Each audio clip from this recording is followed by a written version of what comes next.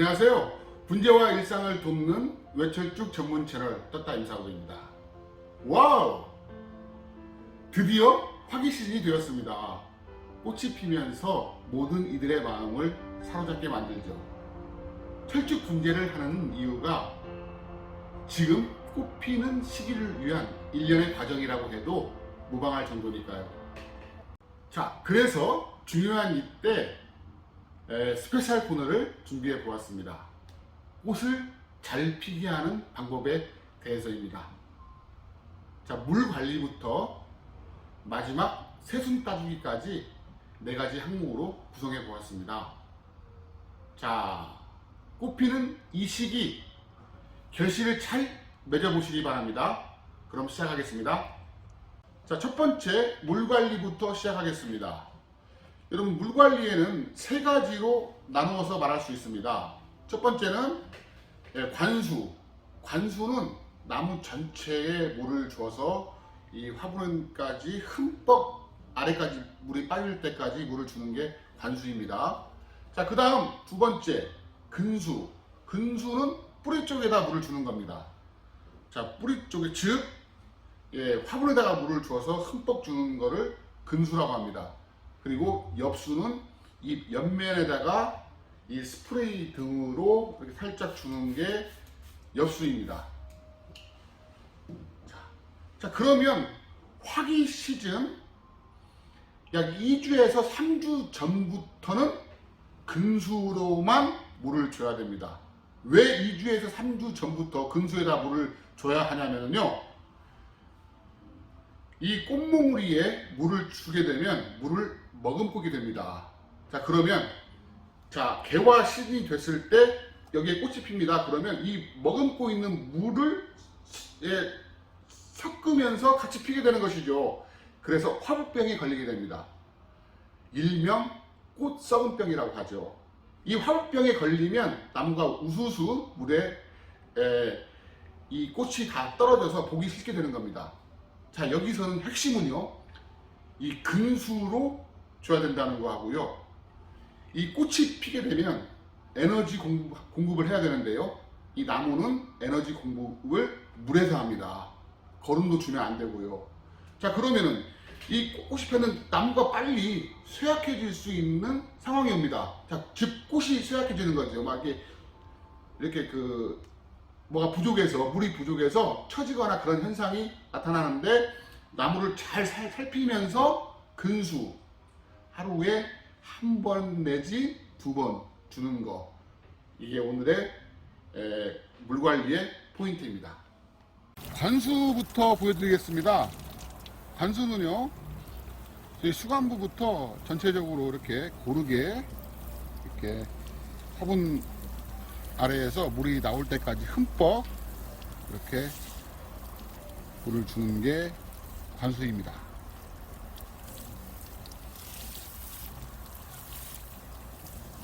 자, 이때는요, 수압도 중요합니다. 수압이 너무 세면은 나무한테 영향을 줄 수 있습니다. 그 다음 근수에 대해서 말씀을 드리겠습니다. 근수는요, 우리가 지금부터 이제 화기 시즌이 되었습니다. 제가 2주, 3주 전부터 근수를 해야 된다. 꽃 감상을 할 나무에 대해서는 근수를 해야 된다고 말씀을 드렸습니다. 이럴 때에는 관수를 하지 마시고 근수만 하는 겁니다. 이 뿌리 쪽에다만. 왜 그러냐? 화부병 때문입니다. 근수로. 자, 뒤까지 물이 잘 빠질 수 있도록 이렇게 근수를 줍니다. 자, 흙 튀기지 않죠? 수압이 조절이 됐기 때문입니다. 자, 이렇게 근수로 물을 흠뻑 줍니다. 자, 참고적으로 엽수를 한번 보겠습니다. 엽수는요, 이렇게 물이 흠뻑 빠지지 않고 이렇게 옆면에다만 이렇게 물을 주는 정도로 하는 게 엽수입니다. 지금 보고 계시는 이 나무는 홍운이라는 품종입니다. 홍운은 꽃이 5월 한 말경쯤, 한 25일경쯤 꽃이 피는 품종입니다. 자, 그러면 중생종이죠. 이 철쭉은요, 5월 초에 피는 조생종이 있고 5월 좀 말경 한 25일 정도로 피는 중생종이 있고, 한 6월 10일 정도, 6월달 넘어서 피는 만생종이 있습니다. 자, 그러면 이 근수를 주는 이 방법이 똑같이 적용이 돼야 될까요? 아니면은 달리 적용을 해야 될까요?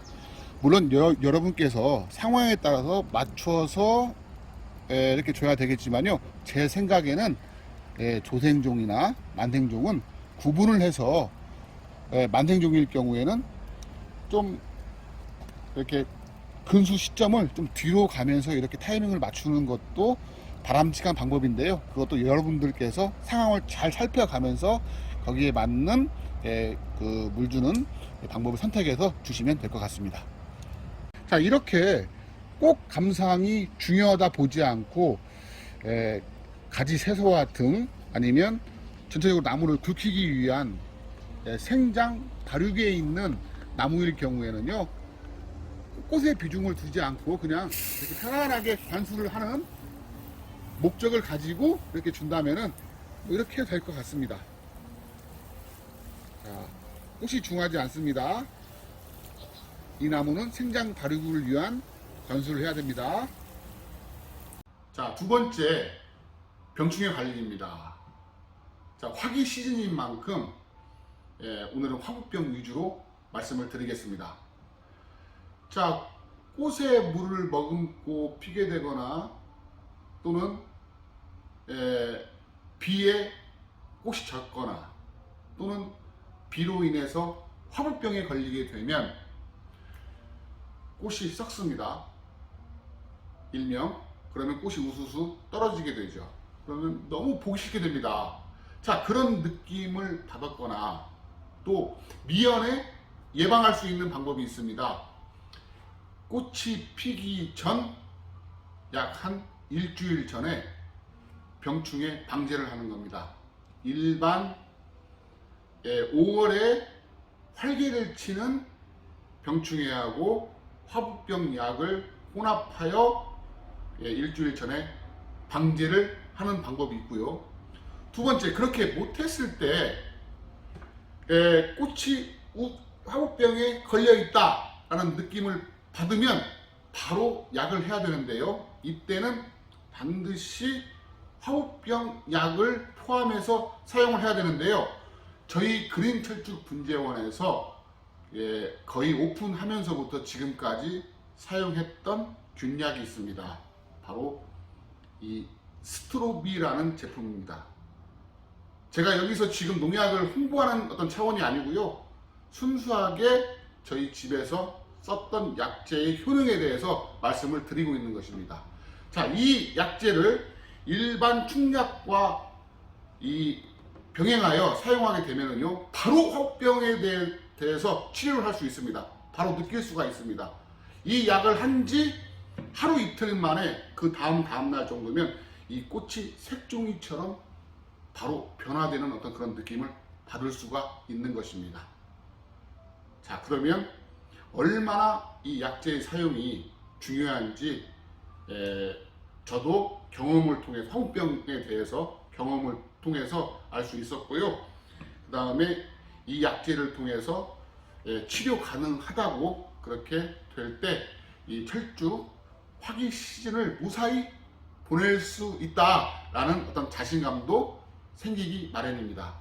자, 그리고요, 이 화분병 약과 다른 약재를 혼합하여 사용을 해도 꽃에다가 뿌려도 꽃이 얼룩지지 않습니다. 걱정 안 하셔도 돼요. 그러니까 5월달은 병충해가 활개를 치는 계절입니다. 그러니까 꽃이 핀다고 해서 우리가 2주에 한 번 약재를 안 하면 안 되겠지요. 그리고 5월 초부터 피는 조생종이 있고 6월 중순까지 피는 만생종이 있는데, 그러면 약 한 50일간을 방제를 안 한다. 그럼 나무가 병원체에 걸릴 수 있는 확률이 높겠지요. 자, 그러니까 이 스트로비 약재를 포함하여 사용하시는 것도 한 가지 방법임을 아시고 이 화분병 걱정은 하지 않으셔도 될 것 같습니다. 세 번째, 꽃이 필 때 나무가 놓여지는 위치입니다. 자, 너무 양지 바른 곳, 뭐 직사광선이나 햇빛에 노출되면 꽃이 탑니다. 녹아내리게 되죠. 자, 그러면 개화 기간도 짧아질 뿐더러 나무도 굉장히 약해질 수가 있습니다. 자, 그리고 우천에 노출되는 곳, 비를 맞게 되면 또 비에 꽃이 물들게 돼서 떨어지게 되는 것이죠.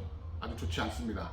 자, 그러니까 적당히 비도 피하고 적당한 습도에 또 통풍도 좀 되면서 때에 따라서는 차광막까지 설치를 해주면은 나무가 건강하게 꽃이 피기 좋은 여건으로 될 수밖에 없는 것이죠. 자, 그렇지 못한 환경이라면 그 중에서도 최고로 좋은 거를 찾아야 되겠죠. 그러니까 꽃이 필 때 나무가 놓여지는 위치도 매우 중요하다고 할 수 있겠습니다. 자, 마지막 네 번째, 새순 따주기와 부가적으로 꽃 간격에 대해서 말씀을 드리도록 하겠습니다. 우리나라 영산홍은요, 꽃이 핀 후에 새순이 나옵니다. 그런데 외철죽은 꽃이 피기도 전에 이렇게 새순이 나옵니다. 보시면은 이 꽃이 안에 있고 이 밖에 이 새순이 보이죠?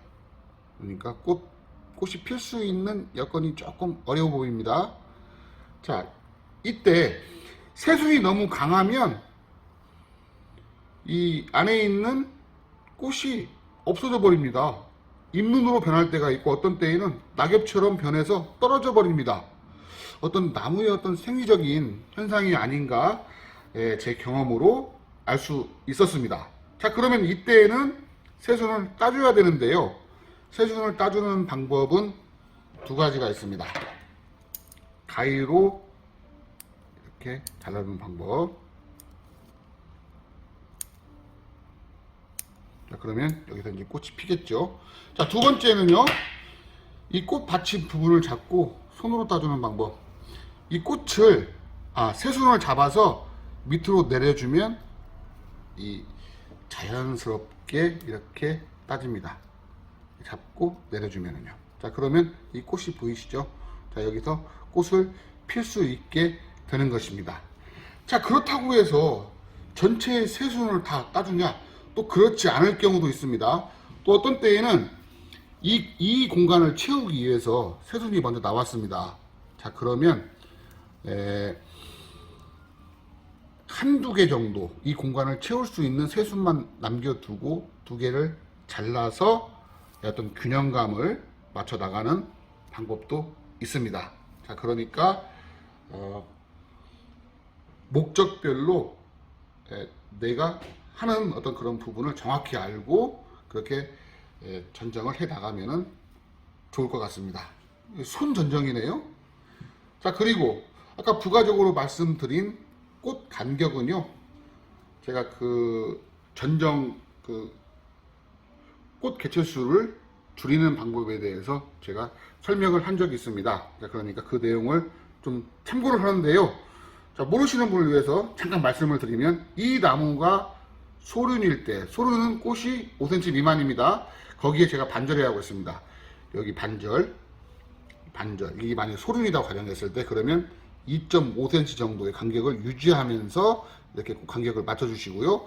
중륜일 경우에는 약 한 3cm 정도 이 거리를 맞춰주면서 꽃 정리를 해 나가면은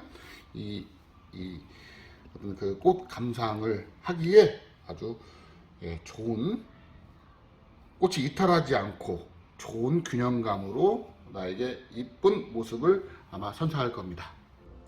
마무리를 하겠습니다.